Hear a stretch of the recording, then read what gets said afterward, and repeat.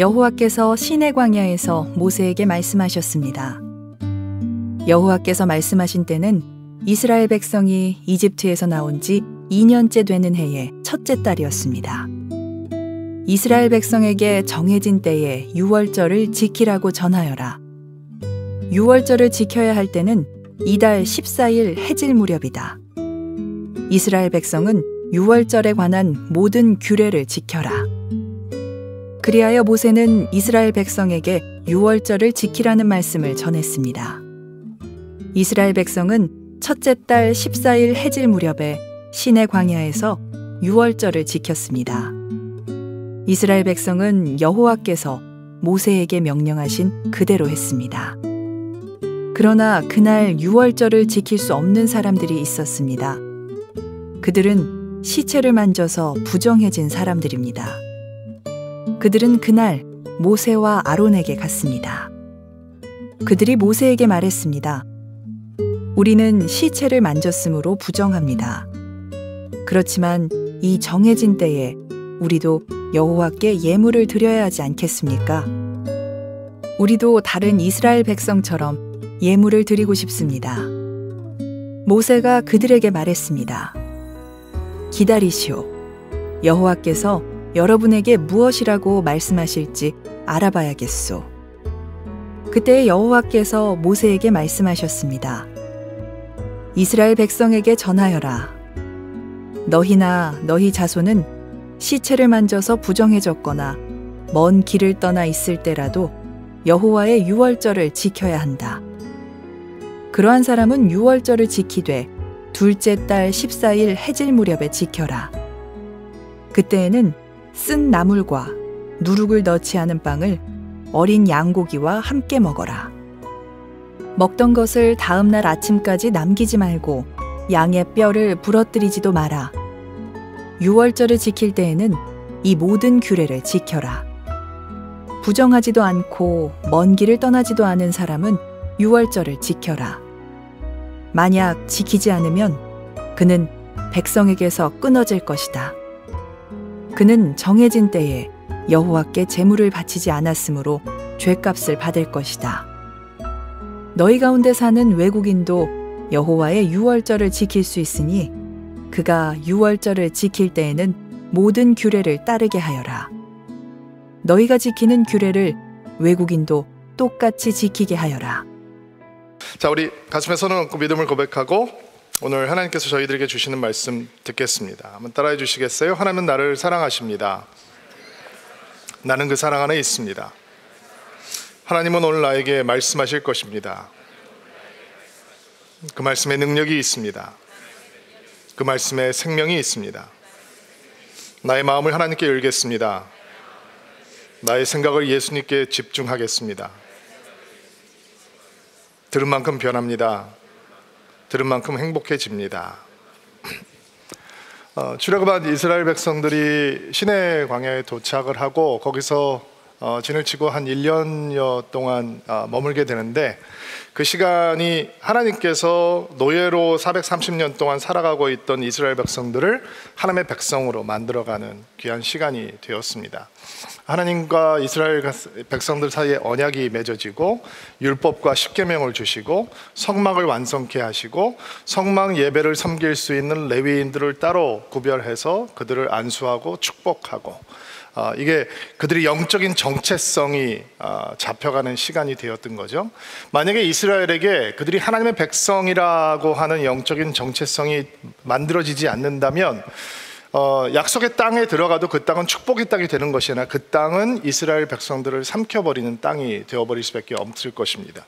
민수기 1장에 보면 모든 지파 사람들을 계수하고 군대에 나가서 섬길 수 있는 사람들의 이 숫자를 계산한 때가 이 출애굽하고 2년차 둘째 달 첫째 2월 1일이었다라고 얘기를 하거든요. 그런데 오늘 본문 말씀을 보니까 둘째 해 첫 달에 하나님께서 1월에 하나님께서 모세에게 말씀을 하셨다 이렇게 시작을 하고 있어요. 그러니까 계수를 한 게 첫 번째 사건이 아니고 지금 오늘 9장에 등장하고 있는 이 사건이 이스라엘 백성들이 시내 광야에서 하나님의 백성으로 정체성을 확립하고 약속의 땅을 향해서 행군을 시작하기 전에 가장 먼저 행해야 됐던 일인 거죠. 근데 왜 1장 전에 나오지 않고 9장에 나와 있느냐? 그 이유도 나중에 제가 설명을 조금 해드릴게요. 그러면 하나님께서 이스라엘 백성들이 하나님의 백성인 것을 다시 한번 확인하고 약속의 땅을 향해서 행군을 시작하기 전에 가장 먼저 행해야 된다라고 말씀하신 것은 무엇이었을까? 2절 3절 말씀을 한번 오늘 읽어볼게요. 읽어주시겠어요? 시작. 이스라엘 백성들에게 정하신 때에 유월절을 지키라고 전하여라. 유월절을 지켜야 할 때는 이달 14일 해질 무렵이다. 이스라엘 백성은 유월절에 관한 모든 규례를 지켜라. 자, 유월절을 지키는 것, 유월절 예배를 드리는 것이 이스라엘 백성들이 약속의 땅을 향해서 나아가는 행군을 시작하기 전에 가장 먼저 해야 됐던 일이에요. 그럼 왜 하나님께서 유월절을 지키는 것을 가장 먼저 하라고 했을까? 우리가 한 4가지 정도로 이유를 생각해 볼 수 있을 것 같은데, 첫 번째는 그들에게 가장 중요한 것이 무엇인지 가르쳐 주기 위해서 유월절을 지키라라고 말씀을 하신 거예요. 두 번째는 그 하나님께서는 절대로 이스라엘을 잊지 않으시는 분이다라고 하는 것을 다시 한번 기억나게 해주기 위해서 유월절을 지키라고 하신 것이고, 세 번째는 그들이 이집트를 확실하게 잊게 해주기 위해서 이집트의 잔재를 그들 가운데서 없애주기 위해서 유월절을 지키라라고 말씀을 하셨고, 네 번째는 그들이 앞으로 만나게 될 광야에서 겪게 될 어려움들, 그것들을 극복할 수 있는 최고의 방법을 알려주기 위해서 유월절 예배를 드리다라고 말씀을 해 주신 것입니다. 그러면 그들에게 가장 중요한 것은 무엇이냐? 이스라엘 백성들에게 이제 약속의 젖과 꿀이 흐르는 약속의 땅을 향해서 나아가는 이스라엘 백성들에게 가장 중요한 것은 무엇이냐? 우리들에게 광야라고 하는 오늘을 걷고 있는 여러분과 저에게 인생에서 가장 중요한 것은 무엇이냐? 하나님을 기억하는 것이죠. 아멘으로 받으시기 바랍니다. 하나님을 기억하고 우리를 구원하시고 우리에게 생명을 주신 하나님을 예배하는 것이 이스라엘에게는, 우리에게는 가장 중요한, 그거 놓치면 다 놓치게 되는 거예요. 인생을 살아가면서, 오늘을 걸어가면서 우리를 구원해 주신 하나님을 잃어버리면, 하나님을 잊어버리면 다 놓치게 되는 것처럼 출애굽하고 약속의 땅으로 걸어가고 있지만 이스라엘 백성들이 하나님을 기억하는 것을 못하면 다 놓치게 되는 것이죠. 그들의 첫 번째 유월절에 대한 기억은 매우 강력했을 거예요. 그렇죠? 어떻게 잊을 수 있겠어요? 430년 동안 노예로 살아가고 있던 그 고통의 땅에서 하나님께서 그들을 기적적으로 구원을 해주셨어요. 이스라엘에 내렸던 10가지 재앙 가운데 마지막 재앙, 첫 번째 난 짐승과 이 사람들 가운데 첫 번째 난 것들이 다 죽을 때 이스라엘 백성들은 죽지 아니하고 하나님의 은혜를 기억하고 하나님 앞에 감사했어요. 그들이 어린 양을 잡아서, 유월절 어린 양을 잡아서 문설주와 임방에 잘 발라놓았기 때문에 죽음의 영이 그 피를 보고 건너뛰므로 이스라엘은 모든 나라가 죽음의 고통으로 애곡하고 있을 때 이스라엘 백성들은 하나님을 기억하고 감사할 수 있었던 것입니다. 여러분, 유월절을 어떻게 지냈는지 기억하시죠? 어린 양을 잡아서 피를 문설주에 바르고 어린 양의 고기는 구워서 다 먹고, 하나도 남기면 안 돼요. 다 먹어야 되는 거예요. 뼈도 꺾으면 안 되는 거예요. 그리고 또 뭐를 먹었죠? 무교병을 먹고, 누룩이 들어가지 않은 이 무교병을 먹는 이유는 뭐예요? 그들이 떡 반죽이 부풀러 오기 전에 급히 떠나야 됐기 때문에, 이집트는 급히 떠나야 되는 곳이에요. 급히 버려야 되는 곳이기 때문에 무교병을 먹는 거예요. 누룩의 상징은 이집트, 누룩의 상징은 죄란 말이에요. 그것이 들어가 있지 않은 무교병을 일주일 동안 먹으면서 그들은 유월절의 은혜, 내가 떠나야 되는 이집트에 대해서 생각을 하는 거예요. 그리고 그들은 쓴나물을 먹었어요. 그들이 고통스럽게 살았던 이집트를 생각하면서 쓴나물을 먹고, 그들이 옷을, 허리에 띠를 두르고 신을 신고 손에 지팡이를 잡고 급하게 먹어야 됐어. 왜? 급하게 떠나야 되니까. 이게 유월절을 지키는 방법이에요. 이 이스라엘 백성들에게 감격스러운 출애굽 사건이 필요할 때마다 일어나는 사건이 아니고 언제나 기억해야 되는 사건이기 때문에, 반복해서 기억해야 되는 사건이기 때문에 그들은 거친 광야의 길을 시작하기 전에 유월절을 기억하면서, 유월절을 예배를 드리면서 하나님을 기억하고 하나님께서 베풀어 주신 능력의 구원을 기억할 수 있었던 것입니다. 또 이스라엘은 유월절을 지키면서 하나님께서는 절대로 그들을 잊지 않으시는 분이다라고 하는 것을 기억할 수 있었습니다. 출애굽기 2장 24절 25절 말씀을 개역 개정판으로 한번 읽어볼게요. 시작. 하나님이 그들의 고통 소리를 들으시고 하나님이 아브라함과 이삭과 야곱에게 세운 그의 언약을 기억하사 하나님이 이스라엘 자손을 돌아보셨고 그들을 기억하셨더라. 자, 430년 동안 이스라엘 백성들은 하나님을 잊었을 거예요. 제대로 기억하지 못하는 사람들이 훨씬 더 많았겠죠. 그들은 하나님 앞에 제대로 기도도 못했을 거예요. 그들께 고통스럽게 부르짖었다라고 하는 말은 고통 가운데 하나님 앞에 열심히 기도했다는 말보다는 고통스러워서 신음하고 있을 때 그 신음소리를 하나님께서 들으셨다라고 해석하는 것이 어떻게 보면 더 정확한 표현일 거예요. 그런데 하나님께서 먼저 기억하신 거죠. 내가 아브라함과 이삭과 야곱에게 맺은 언약을 기억하시고 하나님께서 먼저 찾아오셨다는 거예요. 하나님께서 기억하시고 그들에게 찾아오셨다는 거예요. 이사야서 말씀을 보니까 이런 말씀이 있어요. 야곱아, 이스라엘아, 이 일을 기억하라. 너는 내 종이니라. 내가 너를 지었으니 너는 내 종이라. 이스라엘아, 너는 나에게 잊혀지지 아니하리라. 잊혀지지 아니하리라. 하나님 앞에 이스라엘은 한 번도 잊혀진 적이 없단 말이에요. 그래서 하나님께서 찾아오셨단 말이죠. 이것을 유월절 예배를 드리면서 이스라엘은 확인할 수 있는 거예요.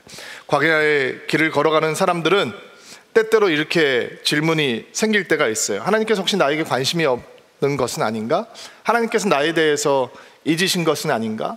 고통과 고난의 길이 길어지면 우리도 그런 마음을 느낄 수 있죠. 하나님께서 우리 기도를 안 들으시는 것은 혹시 아닌가? 여러 가지 마음이 생길 수 있습니다. 그러나 오늘 이 말씀에서 여러분 큰 위로 받으시기 바랍니다. 우리는 절대 하나님께 잊혀지지 않는 존재입니다. 하나님께서는 우리를 기억하시고 우리의 기도를 기억하시고 우리의 눈물을 기억하시고 하나님께서는 우리의 마음을 살피시며 우리에게 다가오시는 하나님이시라는 것입니다. 그것을 언제 확인할 수 있느냐? 유월절 예배를 드리면서 이스라엘 백성들은 그것을 확인할 수 있는 것입니다. 하나님께서는 이스라엘 백성들에게 이집트의 잔재를 완전히 없애버리기 위해서 유월절을 지키라라고 하셨습니다. 이집트를 잊어야 약속의 땅이 축복이 되는 것입니다. 이집트는 절대로 그리움이 대상이 돼서는 안 됩니다. 유월절을 지키면서 이집트를 버리고 떠나야 되는 이유를 다시 한번 기억하게 해 주시는 것이죠. 유월절에는 누룩이 들어가지 않는 무교병과 쓴나물을 먹는다라고 말씀을 드렸습니다. 이집트의 상징이었던 누룩을 제하여 떡을 먹고 이집트의 고통의 상징인 쓴나물을 먹으면서 내가 이집트를 향해 등을 돌리고 이집트를 버리고 이집트를 떠나고 이집트를 제하여 버리고 이제는 하나님께서 약속해 주신 약속의 땅을 향해서 눈을 들고 나아가야 되는구나 라고 하는 것을 우리는 유월절 예배를 통해서 배우게 되는 것이죠. 앞으로 민수기를 보면서 말도 안 되게 이집트를 그리워하는 이스라엘 백성들을 여러분들은 만나게 될 것입니다. 말도 안 되는 얘기죠. 노예로 살았던 땅을 그리워한다. 그들이 먹었던 부추와 오이, 수박, 고기 삶는 솥 이런 것들을 그리워한다. 여러분 3,500년 전입니다. 200년 전에 미국의 노예로 살았던 사람을 보면 비참해서 볼 수가 없습니다. 근데 3,500년 전입니다. 고대 이집트 시대에서 벽돌 구면서 피라미드 지면서 왕궁을 지면서 짐승처럼 살았던 사람들입니다. 그들이 얼마나 좋은 음식을 먹었을까요? 그들이 고기를 먹으면 얼마나 먹었을까요? 근데 그들은 착각하고 있습니다. 이집트의 속박이 그들을 놓아주지 않습니다. 이집트를 떠났는데도 그들을 끌어당깁니다. 그것이 이집트의 힘이죠. 세상의 힘인 것입니다. 죄의 능력인 것입니다. 근데 유월절 예배를 드리면서 이스라엘 백성들은 이집트는 사랑의 대상이 아니라 떠나야 되는 대상이고 버려야 되는 대상이다 라고 하는 것을 다시 한번 확인하는 것입니다. 하나님께서는 유월절 예배를 드리면서 앞으로 이스라엘 백성들이 만나게 될 광야의 척박함을 이길 수 있는 최고의 길을 보여주시기 원하셨습니다. 약속의 땅에 들어가려면 광야를 지나가야 되거든요. 광야를 피해서 약속의 땅에 갈 수는 없거든요. 근데 그들 앞에 펼쳐져 있는 광야는 정말 황량하고 척박한 땅이에요. 낮에는 덥고 밤에는 춥고 물도 부족하고 음식도 없고 사람들의 인내를 테스트하는 것이고 불평과 불만이 감사를 집어삼키고 구원의 감격을 소멸하는 것이고 약속의 땅을 향해서 나아가고 있다는 사실조차도 망각하게 만들어버리는 곳이 거친 광야죠. 그런데 그 거친 광야길을 감당할 수 있는 하나님의 최고의 방법은 무엇이냐? 유월절 예배인 거예요. 하나님을 기억하고 하나님을 예배하는 자리가 광야의 거침을 견딜 수 있는 자리인 거예요. 여러분, 우리도 예배 자리에서 확인합니다. 우리를 잊지 않으시고 구원하시는 하나님을 기억하고 우리가 떠나고 버려야 될 이집트가 있다라는 것을 기억하고 광야의 인생길에서 견딜 수 있는 힘은 하나님을 의지하고 하나님을 기억하는 것이다 라고 하는 것을 우리도 오늘 예배를 통해서 기억하는 것이죠. 우리에게도 이런 예배의 자리가 없다면 구원의 감격은 가물가물한 기억에서 사라져버리게 될 것이고, 우리에게 약속의 땅이 기다리고 있다라고 하는 것도 설렘이 없이 다가올 것이고, 세상의 영광에 취해서 하나님의 약속을 대수롭지 않게 여기게 되는 사람으로 전락해 버리게 되겠죠. 우리 앞에 나타나는 광야를 버티는 길은 예배이고, 아멘을 받으세요. 광야 때문에 죽지 않는 길은 예배이고, 광야에서 하나님을 향한 기대감으로 가득해지는 길도 예배이고, 하나님 앞에 광야의 거침 앞에 무너지지 않는 하나님의 방법도 예배라는 거예요. 우리가 지금 이 드리고 있는 예배가 살아나면 우리는 하나님의 생기로 충만하게 될 것이고, 이 예배가 살아나면 우리는 하나님의 능력으로 충만하게 될 것이고, 세상이 두렵지 않고 하나님을 붙들 수 있는 능력이 이 예배 가운데 일어난다라는 거예요. 이 예배가 죽으면 광야는 우리가 무너지는 것이 되는 것이죠. 여러분, 성경을 좀 읽어보신 분들은 아실 텐데, 두 번째 유월절이 지금 지켜지잖아요. 여러분, 세 번째 유월절은 언제 지켜지는지 아세요? 출애굽한 지 3년차 1월 14일이 아니에요. 40년이 훌쩍 지난 다음에 여호수아 시대에 여리고 성을 정복하기 전에 이스라엘 백성들이 할례를 받고 유월절을 지켰어요. 근데 유월절을 처음 주실 때 하나님께서 뭐라고 말씀하시냐면, 이 유월절을 지켜서 이집트를 나오고 약속의 땅에 들어갈 때에 이 유월절을 지켜라 라고 말씀을 하셨거든요. 그러니까 우리가 생각을 해보면 두 번째 유월절을 지킨 다음에 지금 약속의 땅에까지 가는 여정이 이제 결과적으로는 40년이 걸리는데, 사실은 그들이 걸어가도 한 40여일? 2달 안에 들어갈 수 있는 가까운 거리예요. 그러니까 어떤 사람들은 여호수아가 그때 유월절을 지킨, 약속의 땅에 들어가면 유월절을 지키라고 그랬으니까 그때 지킨 것이다라고 해석하기도 하는데, 그런 것이 아니라 그들이 유월절을 지키면서 행군의 여정을 떠나가는데 광야가 그들을 무너뜨리잖아요. 하나님을 향해서 불평하게 하고 하나님을 향해서 원망하게 하고 이집트에 돌아가겠다고 얘기하고 모세를 거역하고 온갖 부족한 모습들을 보여주거든요.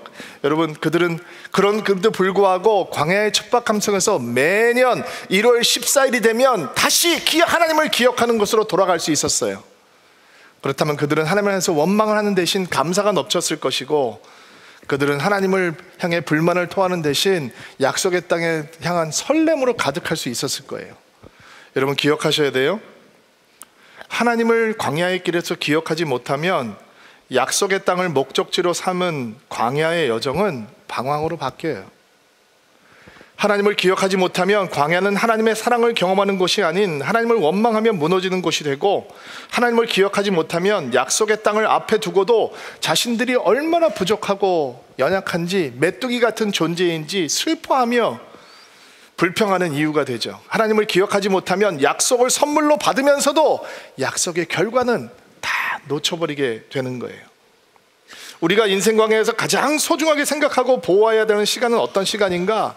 나를 관리하고 취미생활하고 운동하고 사회생활하고 공부하고 가족과 함께 시간이 다 중요하죠. 모든 그런 시간이 우리에게 중요해요. 그러나 여러분이 가장 소중하게 사랑하고 절대적으로 보호해야 되는 시간은 하나님을 만나는 시간, 하나님을 기억하는 시간, 하나님을 예배하는 시간, 하나님의 이름을 부르는 시간, 하나님을 여러분의 자리에 가장 높은 곳에, 가장 소중한 것에 좌정하게 드리는 시간, 바로 예배의 시간인 거예요. 그게 우리가 살아갈 수 있는 하나님의 방법인 거죠. 이스라엘 백성들이 하나님의 말씀에 순종해서 광야에서 두 번째 유월절을 지켰어요. 그런데 예상하지 못한 요구가 생겼어요. 6절 9절 말씀 한번 읽어볼게요. 6절 9절 말씀 시작. 그러나 그날 유월절을 지킬 수 없는 사람들이 있었습니다. 그들은 시체를 만져서 부정해진 사람들입니다. 그들은 그날 모세와 아론에게 갔습니다. 그들이 모세에게 말했습니다. 우리는 시체를 만졌으므로 부정합니다. 그렇지만 이 정해진 때에 우리도 여호와께 예물을 드려야 하지 않겠습니까? 우리도 다른 이스라엘 백성처럼 예물을 드리고 싶습니다. 유월절을 드려야 되는데, 지켜야 되는데 시체를 만져서 부정해졌던 사람들이 부정해졌으니까 예물을 드릴 수가 없잖아요. 그러니까 아론과 모세에게 나와서 우리도 하나님 앞에 예배드리고 싶습니다 라고 요청을 하게 되는 거죠. 대부분 사람들이 이런 경우를 만나면 어떻게 되느냐? 건너뛰죠. 뭐 별걸 다음에 하면 되지, 뭐 이번만 기회인가, 이번에 못했으면 다음에 하면 되지, 이렇게 생각을 해요. 상황 때문에 은혜 받는 자리를 포기하는 거죠. 그러나 오늘 우리는 다른 음성을 듣습니다. 우리도 하나님을 예배하고 싶습니다. 우리도 하나님 앞에 예물을 드리고 싶습니다. 우리는 부족합니다. 그러나 우리는 은혜 앞에서 아웃사이더가 되고 싶지 않습니다. 우리는 부정합니다. 그러나 하나님을 예배하고 싶습니다. 이런 또 다른 음성을 듣게 되는 거예요. 은혜 앞에서는 이런 적극적인 갈망하는 마음이 있어야죠.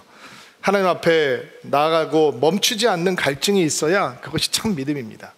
복음서에서도 하나님을 만나는 이 갈망이 있는 사람들이 등장하지 않습니까? 예수님 앞에 나와서 하나님의 아들이여, 예수여, 나를 불쌍히 여겨주십시오 라고 외쳤던 문둥병자, 12년 동안 혈류병을 앓고 있던 부정한 여인이 아무도 모르게 다가와서 예수님의 옷깃을 만지면서 나음을 입는 것을 기억해 보시기 바랍니다. 제자들의 핀잔을 들으면서도 아이들을 주님 앞에 와서 우리 아이들을 축복해 주십시오 라고 요구했던 평범한 부모님들의 마음을 보시기 바랍니다. 유대인 랍비 예수를 만나기 위해서 간청했던 이방인들을 생각해 보시기 바랍니다. 여러분, 은혜는 이렇게 갈급한 마음을 품는 사람들이 경험하는 것입니다. 제가 신목사님이 안식년을 하는 동안 혼자 이렇게 교회에서 예배를 드리면서 은혜를 받는 삶이 얼마나 성도의 삶에 있어서, 신앙생활에 있어서 큰 축복인지 다시 한번 깨닫게 되었습니다. 저희 목사라는 사람들이 성경을 묵상하고 그리고 설교를 준비하면서 은혜를 받으면 충분하지 않은가라고 생각할 수도 있겠죠. 그러나 저희 교회는 동역 목회라고 하는 특별한 환경이 있기 때문에 교회를 시작하고 지금까지 모든 예배에서 저희 두 사람은 서로의 설교를 들으면서 은혜를 받으면서 지금까지 목회 생활을 해왔습니다. 그래서 저희가 함께 동역 목회를 하면서 배운 사실은, 하나님께서 우리를 통해서 이번 주에 성도님들에게 어떤 말씀을 주실까라고 하는 기대감도 우리 안에 있지만, 서로를 통해서 우리 각자에게 오늘 하나님께서 어떤 은혜를 주실까라고 하는 기대감도 굉장히 큽니다. 저는 목사이기 전에 성도입니다. 나는 은혜 받는 자리에 있어야 합니다. 은혜 앞에서 멍하니 앉아있는 어리석은 사람이 되고 싶지 않습니다. 내가 설교하지 않으면 은혜 받지 못하는 성도이고, 절대로 그런 성도이고 싶지 않습니다. 은혜 앞에서만큼은 언제나 어디서나 아웃사이더가 되기를 원하지 않습니다. 여러분, 그것이 여러분의 고백이 되기를 주의 이름으로 축복합니다. 저희들이 많이 부족하지만 여러분들에게 꼭 전해드리고 싶은 신앙의 영성이 하나 있다면, 은혜 받는 자리에선 절대로 소극적인 사람, 방관자가 되지 말자라는 것입니다. 교회 생활에 익숙해지신 많은 분들, 오늘 이 음성에 여러분을 한번 세워보시기 바랍니다. 우리도 주님을 예배하고 싶습니다. 우리는 은혜 받는 자리에서 구경꾼으로 머물고 싶지 않습니다. 이런 고백이 우리 영혼을 채우는 복된 주일이 되기를 바랍니다. 하나님께서 이런 사람들을 향해서 어떤 은혜를 주십니까? 은혜의 문은 항상 열려있죠. 하나님께서, 모세도 이런 경우를 처음 봤기 때문에 내가 하나님께 물어보겠어. 그래서 하나님한테 물어보니까 하나님께서 이런 대안을 주시는 거예요. 1월 14일 날부터 6월절을 지키는데, 이제 2월 14일부터 6월절을 지켜라. 그들을 위해서 기회를 주시는 거죠. 9절 말씀부터 볼게요. 9절 말씀부터 12절 말씀까지 읽을게요. 시작. 그때 여호와께서 모세에게 말씀하셨습니다.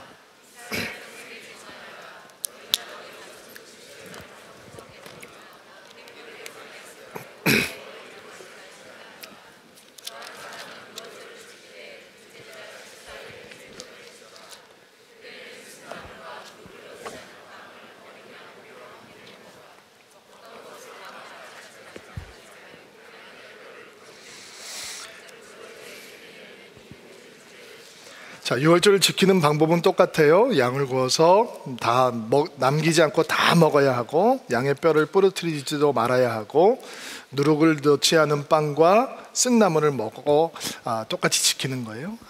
하나님께서 두 번째 유월절을 지킬 수 없었던 사람들을 위해서 한 달이 지난 시간을 주시고 유월절을 지키게 하시죠. 여러분, 그 한 달이라고 하는 시간을 한번 생각해 보세요. 그 시간이 어떤 시간이었을까요?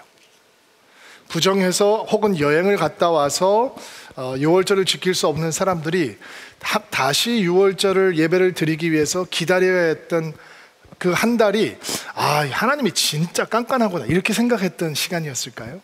절대로 아니었을 거예요. 자신을 정결케 하고 자신을 회복시키고, 그리고 하나님을 향한 경외심을 갖고, 하나님은 함부로 대하면 안 되는 분이구나, 하나님을 향한 거룩한 마음을 회복하면서 예배를 준비하는 기간이 되었을 거예요. 여러분, 하나님을 어떻게 만나는가 여러분 조용히 한번 생각해 보시기 바라요. 하나님께서는 괜찮아 다 와, 내가 그냥 다 해줄게 이렇게 하지 않으시고, 한 달이라고 하는 시간을 주시고 그 시간을 준비하고 나에게 나오기 위해서 너를 깨끗하게 정결케 하고 준비한 마음으로 나에게 와서 그들과 똑같이 예배하라 라고 했던 하나님의 은혜의 길을 한번 생각해 보시기 바랍니다. 유월절 양을 먹는 것에 대해서도 한번 여러분 깊이 생각해 보세요. 왜 다 먹으라 했을까? 남기지 말라고. 경제의 개념일까? 그렇게 생각하는 그런 묵상에는 제가 마음이 끌리지 않더라고요. 왜 다 먹으라고 했을까? 여러분, 유월절 양이 누구죠? 유월절 양은 예수 그리스도의 모습을 보여주거든요. 요한복음에 보니까 이런 말씀이 있어요. 내가 너희에게 진실로 말하노니 인자의 살을 먹지 않고 그 피를 마시지 않으면 너희 속에 생명이 없다. 예수님을 먹고 마신다, 이 뜻이 뭐예요? 예수님을 온전히 받아들인다라는 거잖아요. 온전히 믿는다라는 거죠. 그러면 예수님을 남기지 않고 다 먹으라 라고 하는 뜻은 뭐예요? 우리가 만들어낸 예수가 아니라 바로 그 예수, 하나님의 아들 예수, 성경이 얘기하고 있는 그 예수님을 온전히 믿고 받으라 라고 하는 뜻이 아닐까요? 여러분, 사람들을 가만히 보면 자기가 믿고 싶은 예수를 만들어서 믿는 경우가 너무 많이 있더라고요. 어떤 분들은 예수님의 사랑의 풍부하신 부분은 기쁘게 받아들여요. 그런데 예수님께서 죄에 대해서 단호하다라고 하는 부분은 은근히 무시해요. 현장에서 가늠하다 잡혀온 여인을 향해서 죄 없는 자가 먼저 이 여인을 돌로 치라 라고 할 때는 역시 예수님 최고다 라고 하지만, 그 여인을 향해서 똑같이 가서 더 이상 죄 짓지 말라라고 하는 예수님의 말씀은 은근히 못 들은 척 하고 싶어진단 말이죠. 수고하고 무거운 짐진 자들아 다 내게로 오라 라고 할 때는 예수님이 너무 좋은데, 가서 온 민족으로 말미암아 제자로 삼으라 라고 한 예수님 앞에서는 너무 말씀이 버거워요. 긍휼의 눈물을 흘리시는 예수님은 받아들일 수 있지만, 독사의 자식들아 화를 내는 예수님은 너무너무 낯설게 느껴져요. 하나님의 나라를 가르치시는 예수님은 받아들일 수 있지만, 자기를 부인하고 십자가를 지고 나를 따르라 라고 하는 말씀은 너무 과하다라고 느껴져요. 예수님께서는 우리를 돌보시는 분이라고 하는 것은 쉽게 기쁘게 받아들일 수 있지만, 우리의 삶의 주인이시며 우리의 삶을 다스리는 왕이시라고 하는 것은 굉장히 인정하기 꺼려해요. 유월절 양을 남기지 말고 먹으라 라고 하는 하나님 말씀 앞에서 우리는 예수님으로, 예수님의 전부를, 온전하신 그분을 온전히 믿고 따르라 라고 하는 하나님의 거룩한 초청을 듣게 되는 것입니다. 자, 한 곳만 더 볼게요. 14절 말씀. 한 가지 생각만 더 나누고 오늘 마무리하겠습니다. 14절 말씀 한번 읽어주시겠어요? 시작. 너희 가운데 사는 외국인도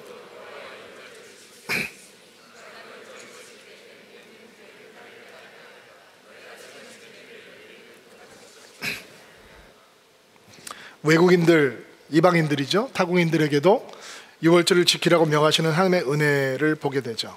이미 약속의 땅에 들어가기 전에 하나님께서는 이방인들을 향한 하나님의 은혜를 길을 열어주셨습니다. 이스라엘 백성뿐만 아니라 이방인들도 구원을 받을 수 있는, 하나님을 기억하고 예배할 수 있는 길을 열어놓으신 거죠. 많은 분들이 교회 위기를 걱정하고 있습니다. 특별히 한국 교회 위기를 많이 걱정하는 성도들이 있습니다. 눈물로 기도하고 있죠. 우리는 교회와 복음의 회복을 위해서 열심히 기도하고 있습니다. 교회를 걱정하면서 많은 분들이 교회가 너무 커져서 그것이 위기입니다 라고 얘기를 합니다. 그러나 여러분, 큰 교회는 1%도 되지 않습니다. 80% 이상의 교회는 다 작은 교회입니다. 그러므로 교회가 커지는 것은 위기가 아닙니다. 때로는 사람들이 얘기합니다. 교회가 탐욕스러워져서 위기다라고 얘기를 합니다. 그러나 한 교회가 탐욕스러워질 때 더 많은 교회들이 더 외롭고 가난한 사람 곁에 향해서 달려가고 있습니다. 사실입니다. 어떤 분들은 목회자의 타락이 위기다라고 얘기합니다. 그러나 여러분, 성직자의 타락은 언제나 있었습니다. 제가 괜찮다고 얘기하는 거 아닙니다. 절대로 괜찮지 않습니다. 그러나 하나님께서는 한 무리의 사람들이 타락하면 더 많은 순결하고 거룩한 주의 일꾼들을 깨우셔서 교회의 부흥을 일궈 오셨습니다. 그렇다면 교회의 위기는 뭘까요? 교회의 위기는 새로운 생명이 태어나지 않는 것입니다. 새로운 구원이 만들어지지 않는 것입니다. 교회의 위기는 새로운 생명이 태어나지 않아도 괜찮다라고 생각하는 것입니다. 새로운 생명이 태어나는 것이 나와 상관없다라고 느끼는 것입니다. 교회의 위기는 새로운 사람들이 예수님을 믿고 영접하고 세례받는 일들이 사라지는 것입니다. 그 위기가 바로 우리 교회의 위기가 될 수도 있다라고 하는 말씀 앞에 우리는 오늘 서야 합니다. 사람들이 전도에 대해서 무관심합니다. 예수님을 전해야 될 이유를 찾지 못합니다. 평생 이 교회를 다녔지만 누군가에게 예수 그리스도에 대해서 얘기를 안 해본 사람들이 훨씬 더 많습니다. 선교에 대해서 무관심합니다. 왜 그런 것을 해야 되느냐라고 생각하는 사람도 있습니다. 그것이 교회의 위기이고 그것이 신앙의 위기입니다. 여러분, 우리보다 먼저 교회의 부흥을 경험한 나라들이 있죠. 유럽의 나라들, 미주의 나라. 이런저런 이유로 교회가 흔들려도 일부 목회자들이 변질되고 일부 교회가 변질돼도 부흥의 물길은 계속 몰려왔었습니다. 그러나 새로운 생명을 잉태하지 못하는 교회가 되었을 때, 새로운 영혼의 구원이 이루어지지 않는 교회가 되었을 때, 그 교회들은 예배가 사라지고 교회 건물은 관광지로 변하고 박물관이 되고 식당이 되고 나이트클럽이 되었습니다. 약속의 땅을 향해서 걸어가는 이스라엘은 그들이 이방인을 구원하는 자리, 하나님을 몰랐던 자들이 하나님을 예배하는 자리로 인도하는 소명을 받았다라고 하는 것을 확인하는 것입니다. 제가 지난 여름에 병원에 신방을 하게 되었습니다.